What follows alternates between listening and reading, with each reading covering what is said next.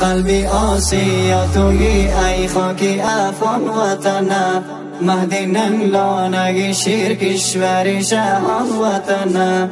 این وطن جنت اسلام و جهنم به ظلم، مرکزی رزم جهاد مکتب قرآن وطنه. گوا بر تاریخی تو گردش دوران وطنه،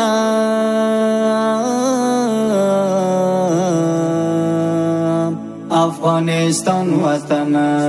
متحد در طلب عمرانی تو شیخ و شباب، یک صف و لشکر و یک مذهب و یک دین و کتاب. غازیانت همچو بنیان و مرسوز در راه دین، ثابت و مستحکم ماندن در قبال انقلاب. گوا بر تاریخی تو گردش دوران وطنه، افغانستان وطنه.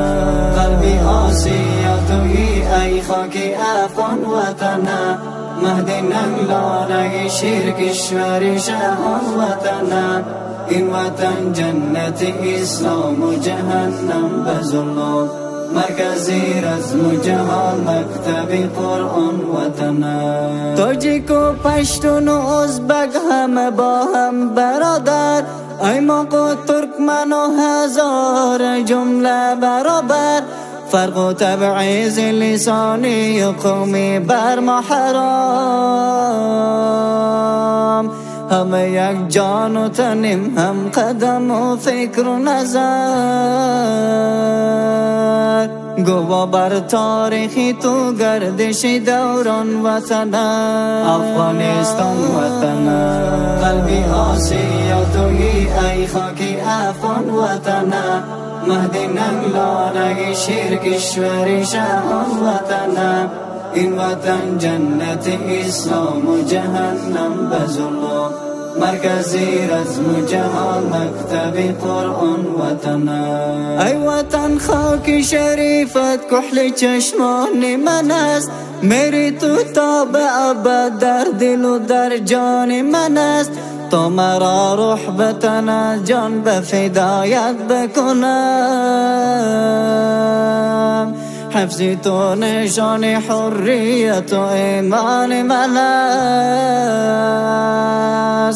گوا بر تاریخی تو گردش دوران وطنه، افغانستان وطنه. قلبی آسیا تویی ای خاکی افغان وطنه، مهدی ننگلانگی شیر کشوری شهان وطنه.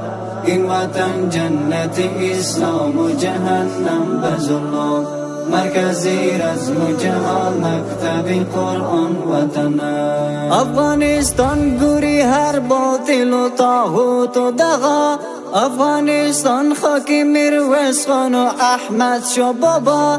هر کی عزم غارتش کرده شده خار و زبون،